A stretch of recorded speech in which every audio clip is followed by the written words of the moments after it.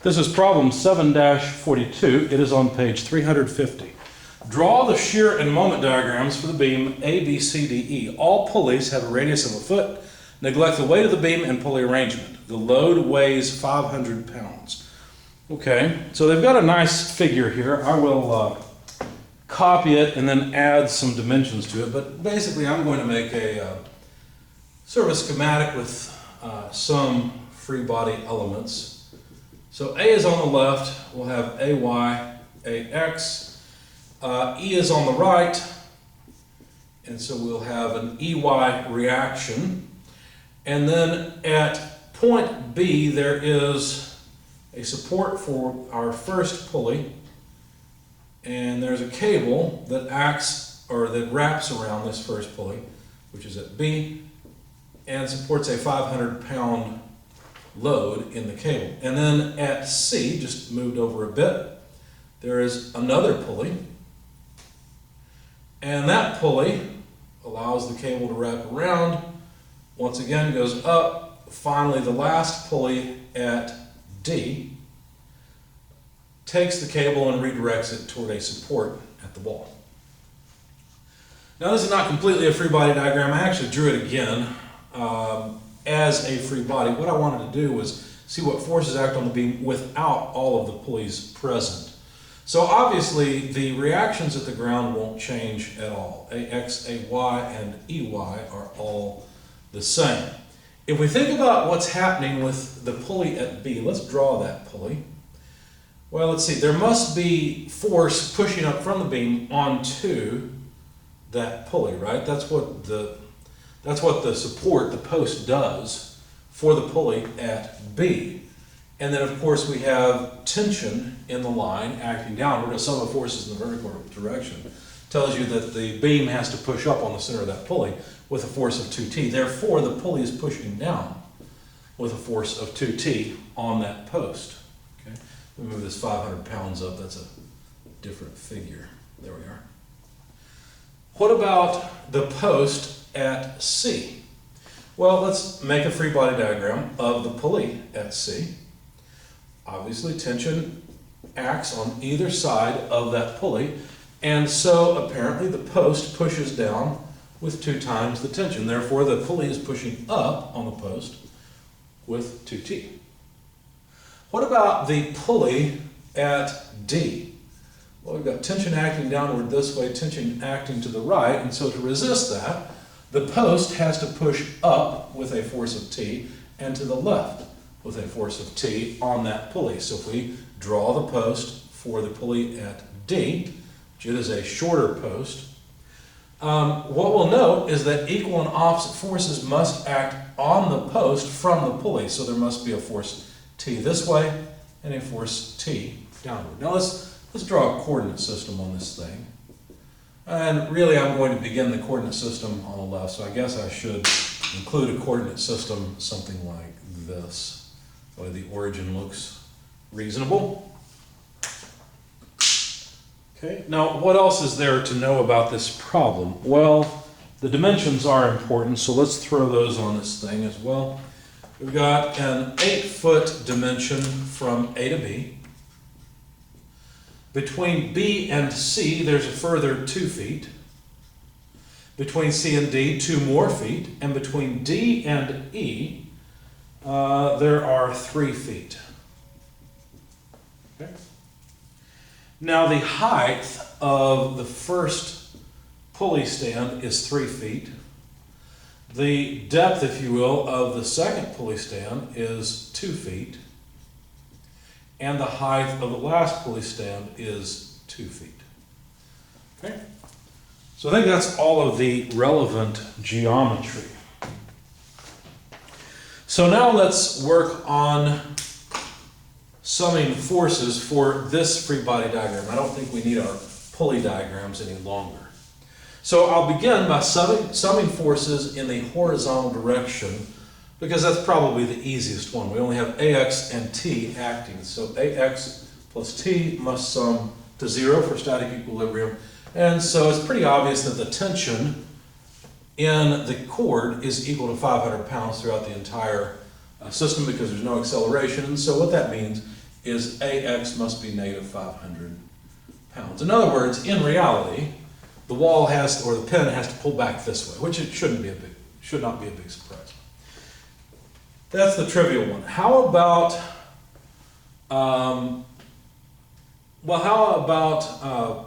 the reactions? How about EY, for example? Well, if we sum moments about point A, we'll get rid of all the reactions at A, and we can hopefully calculate the moment EY.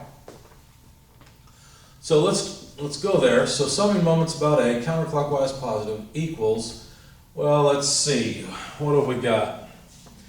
Well, 2T is, of course, 1,000 pounds. T is, of course, 500 pounds. Yeah, so on and so forth. These are all knowns, not unknowns.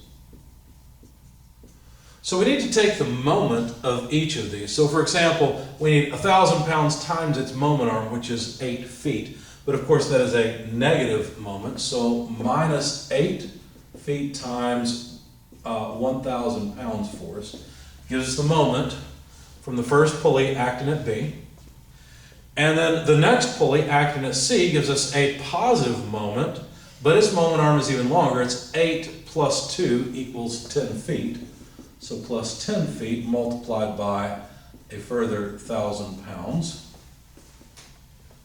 And then at D, we have two forces that cause a moment. But we'll have to be careful because the vertical force needs a horizontal moment arm of 8 plus 2 plus 2 is 12 feet, and it causes a negative moment. So minus 12 feet times, but here the force is only 500 pounds. What about the tension up here that acts up at 2 feet? Well, it also causes a negative moment, but its moment arm is a vertical moment arm. So minus 2 feet multiplied by 500 pounds. And then finally, EY at the end has the longest moment arm at what? 8, 10, 12, 15 feet, right? So 15 feet is a positive moment, so 15 feet multiplied by EY. That sum has to come out to 0. So solving for EY, we can find what it is from this equation. When I did that, I found it was 333.3 repeating pounds force. Now, of course, we can sum forces in the vertical direction, and I guess I'll go ahead and write that out. But we've got negative 1,000 pounds from the 2T here, plus 1,000 pounds from the 2T at C, minus 500 pounds at D, plus EY, 333.3 repeating pounds at E, and then plus AY. So basically the 2,000 pounds cancel, and AY has to make up the slack of 500 that the EY force didn't take care of. It took care of 333.3 pounds, but AY is still required. So basically we just need to take 500 and subtract 333 off of it, and when we do that, we'll find that AY is 166.6 repeating, and those are pounds, and all this is getting really crowded. Let's try that. There we go. So now we have the reactions at the ground. Now, what we're asked to do is to draw the shear and moment diagrams. So what I'm going to do is start a shear diagram and moment diagram over here. And I'm going to draw the axis for the moment diagram relatively low. How do I know where to put it? Well, I know a little bit how to think ahead, and I solve a little bit of it with my calculator, and then I know about where we'll end up. But that's not important right now. So the shear will be in pounds force, the moment will be in foot-pounds. Now this is not feet minus pounds. You can't subtract pounds from feet. This is feet times pounds. It's just commonly abbreviated F-LBF. All right, so this free body diagram was good for calculating the reactions at the ground. I want a different free body diagram for determining the shear and moment. So here's the diagram I'm going to take initially before B, and there must be some shear V and moment M in the beam, right? There could also potentially be some horizontal reaction, but they didn't ask for the tension or compression within the beam. So I'm not going to bother with that. By the way, there would be no tension, no axial tension or compression in this section. It would be the same in all this section. It would simply be 500 pounds. So it's a pretty trivial thing. But anyway, if we cut the beam at some particular position X, then the magnitude of the shear is obviously AY, just summing forces in the vertical direction, and the magnitude of the moment would simply be X times V. Okay? So if we know that the magnitude of AY is 166.6 repeating, then we know, in fact, let me move this up just a bit. And I guess while we're here, we'll go ahead and put some dimensions on this. So 8 feet over, it's probably 10, something like that is 12. And then further 3 more for 15. So we'll try to make this match so that the position is consistent between the shear and the moment diagram. Okay? So anyway, we begin at 166.6 repeating pounds, and the shear remains constant all the way until we get to the first point where load is applied externally to the beam. Now the moment has to begin at 0 because we've got a pinned connection on the left-hand side. But the moment is simply proportional to the distance times the shear. So by the time we reach 8 feet, we need to take 8 times 166.6. And when you do that, you'll come up to a moment of 1,333.3 repeating. I guess I should have put it on the axis rather than here. Okay? So there's the magnitude of the moment by the time we're just before point B. Now, when we get to point B, what happens? Well, once we get to point B, a load is applied. So we're going to move a little bit past B. So now we've taken a cut just beyond B, and now there is a load equal to 2T, or 1,000 pounds applied, right? I guess we don't need that. I haven't written the value of AY in, so why should I write the value of the 2T? Anyway, so the shear, summing forces in the vertical direction, what would the shear be equal to? Oh, well, let's see, we got AY minus 2T minus V equals 0, and so V would be equal to AY minus 2T. So AY is 166.6 repeating pounds, 2T is 1,000 pounds. So if we subtract 1,000 from 166.6, our shear will drop down to negative 833. Let me plan ahead just a little bit. 166, that's probably somewhere about like there. Okay? So negative 833.3 repeating. What you should notice is that the move from here to here dropped by 2T. It dropped by 1,000. Okay? So point loads cause a move equal to their magnitude in the shear diagram. That's an important point to remember. Okay, so there's the drop in shear. Now what about the moment? Well, to calculate the moment of the beam, we'll simply sum moments about point A, taking counterclockwise as positive. Obviously the moment within the beam M exists and is applied to the free body. And then what else? Well, we've got minus 2T multiplied by its moment arm of 8 feet minus whatever the position is, X, of the shear times the shear itself. But remember we calculated the shear as negative 833.3 repeating. Okay, so the shear is actually acting up, indicating that the shear is causing a positive moment. But that's all that can cause a moment, so we end up with M equals, well, let's see, 8,000, right? Because 2T is 1,000, times 8 is 8,000. Move it to the other side so it becomes positive, and these are foot-pound force. If we take this to the other side, well, it's positive on this side, and when we take it to the other, it'll be negative. So minus 833.3 repeating X. Okay. So if we plug in an x value of 8, if you take 833.3 repeating times 8 away from 8,000, you will find you will be exactly at 1,333.3 repeating. Now obviously this is just a linear equation and it is valid all the way until we get to point C. So what we would do is evaluate the magnitude of the moment when we reach 10 feet. So when we plug in 10 here, well then we got what? 8,333.3 repeating away from 8,000. And so apparently the moment actually goes below the axis all the way down to 333.3 repeating negative. Okay?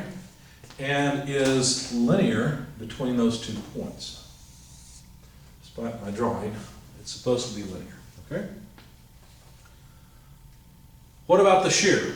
Well, I think we already calculated the shear, didn't we?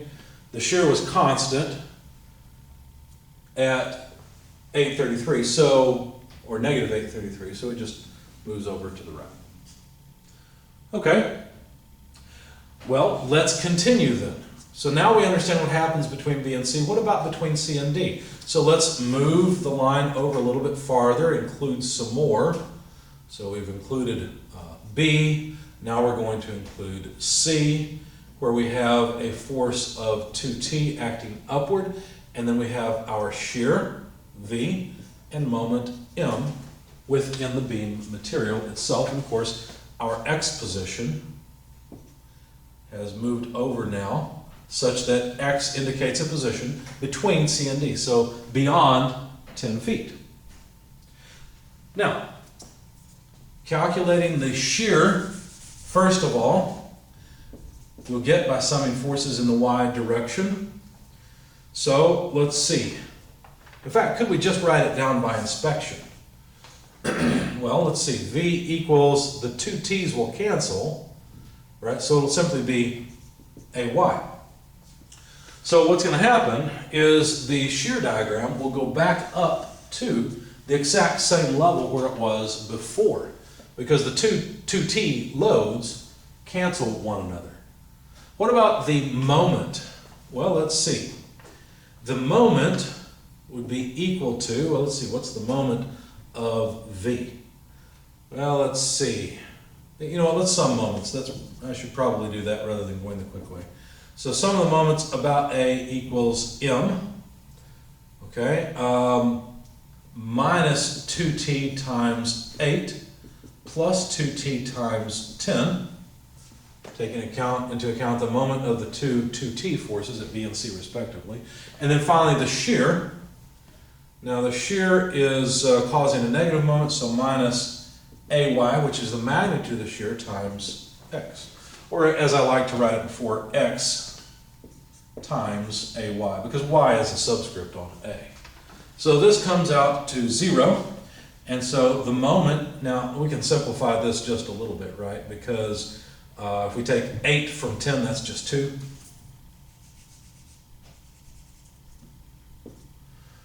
So 4 times T would be what? 2,000, right? We move it to the other side, it becomes negative. So negative 2,000 foot-pounds. Take this to the other side, it becomes positive, plus AY, which was 166.6 repeating times X.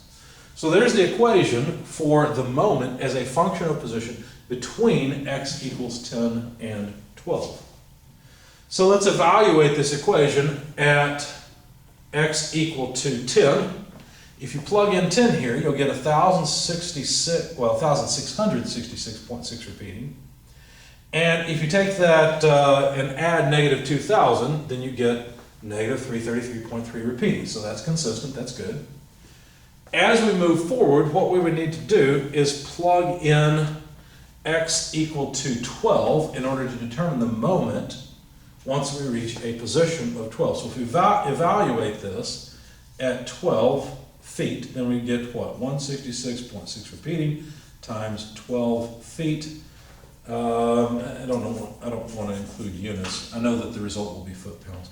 Minus 2,000. If you calculate this number, what you'll find is that the shear actually moves up to 0. These two numbers are the same. So the shear actually goes up to exactly 0. I'm sorry, the moment, excuse me. The moment goes up to 0 at an x position of 12 feet, which is where, let's see, there's 10 feet, 12. So just under D. Okay? We're right up to D. And the shear simply continues constant as we move along. Well, what happens at D though? Well, let's see if we can figure it out. We'll take a free body diagram and include point D. Now, point D is a little bit interesting because remember, there's not just a vertical load at D. Let's see, I erased point C. We need our 2T load. We're taking X all the way now to the end, where, well, not the end of the beam, but somewhere between D and E.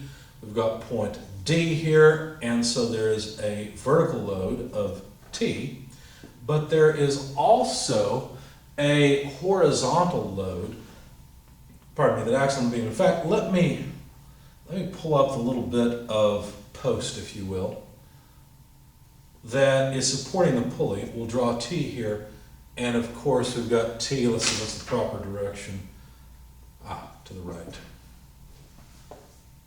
So this is going to throw a little bit of a wrinkle into the moment equation. Now notice that the shear comes from summing forces in the y direction only. So this x direction tension won't affect the shear, but it will affect the moment. So let's sum forces in the y direction and see what we get. Well, we got AY. Let me not write the two t's, they'll cancel.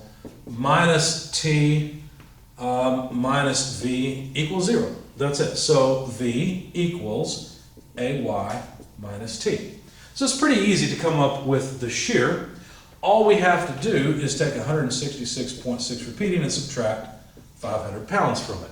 When you do that, you will find that the shear moves down to negative 333.3 repeating at about there. Now, of course, my drawing's not to scale, but should be close enough. Now, not surprisingly, EY, the force at the end, brings us back up to 0. So any beam material after 15 feet would have 0 pounds of shear in it. Okay? So that completes our shear diagram. What about the moment diagram? We've got to be a little bit careful with the moment diagram. So let's sum moments about point A again, counterclockwise positive.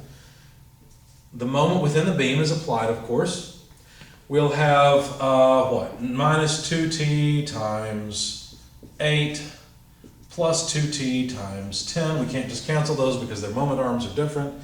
And then minus t times, what do we got there, 12 feet. So where D is applied is at 12 feet. You know, some letters would help here. We've got position B, A, B, C, D, and E. So yeah, so at D, which is at 12 feet, the moment arm of this force T is 12 feet, so that's that. But there's one more moment besides the shear. There's the moment of this tension. Now I'm out of space, so let me add something in. That moment is a negative moment, and its moment arm is a vertical moment arm of 2 feet, see, because the pulley is 2 feet off of the beam. Then finally, the shear would be a negative, in the way that I've drawn it. I realize the shear is actually negative. We'll plug it in that way. But it would be a negative moment in the direction shown, V times X. So this sum comes to 0. So calculating the moment itself, well, let's see, again, 2t or 8 2t's plus 10 2t's is just 2 2t's. Move it to the other side, we'd have 2 2t's. Okay, that takes care of these two terms. I've already written down the moment. And then we need to move this to the other side, so plus 12t's. Okay, takes care of that term. Move this term to the other side, plus 2 more t's. There we go. And then move this term to the other side, so minus Vx. But remember that the shear is just 500 minus AY. Okay, so let me write it that way. 500 no, I'm wrong. AY minus 500. Okay, so now I've drawn the shear. Oh, but wait a second, this is a negative thing. Yeah, that's right. So this will come out negative. So overall, the moment of this will be, no, wait a second. I made a mistake here somewhere. This negative sign comes from here. The shear should come out, oh, I know what I did wrong. I moved this to the other side of the equation and didn't flip the sign. I should have flipped the sign. There, that's better. And yeah, so now this will come out negative. It takes away from the required moment within the beam because it actually acts up and helps the moment. Now here we've got what? Minus 4t plus 12t minus 2t. What's that going to be? 10t? Right? Because we've got 12 plus 2 is 14. 14 minus 4. And so of course t is 500. So we've got a moment from all of these t's floating around of 5,000 foot-pounds, plus ay, well, we know, of course, the difference between ay and 500. It's a negative 333.3 repeating magnitude of load. So basically our equation is 5,000 less 333.3 repeating x. Now if we plug in a position of 12, you don't get 0 from this equation. As a matter of fact, what you get from this equation, let's see, I didn't do a good job of making notes here. At an x of 12, let's see, I'll have to do a little bit of math in my head because I didn't bring a calculator. So at an x position of 12, 10 of these are 3,333. That leaves let's see, what, 1,666 or so? And then we've got 2 more of those. So 666, so we're looking at about 2,000. I should write this down rather than doing it all in my head. I'm pretty sure we will come up to a moment value of 666.6 repeating, but I didn't write down. I wrote down the value, but I put it too low, so I'm not convinced that's the actual value. We'll do a little bit of math here in a second just to make sure. So I just basically want to plug in an x of 12, so let's just compute it over here. 5,000 minus 333.3 repeating for the 10 of the 12, minus a further 2 333.3s repeating. So this is of course minus 666.6. And we add these together, we'd have 5,000 minus, actually that's easy, right? Because this just comes up to 4,000. I'm thinking right. That round, or that carries again until we finally get, yeah, so that's minus 4,000. So no, it's not 666.6. This should be 1,000 or so. Okay? Yeah, that makes sense. And so, what about the value of the moment at x equal to 15? Now what we have to do is plug 15 in here instead of 12. So instead of 10 times 333.3 getting this, and 2 times getting this, we need 5, but that would be half of this, which would be about 1,500, a little more, right? So if we add these two together, yeah, that's pretty close. So this would end up being 5,000, and the difference is 0. So sure enough, we come to a moment of 0 at the end of the beam, which makes sense because at the end of the beam, there's no way to apply a moment. There's no externally applied moment load.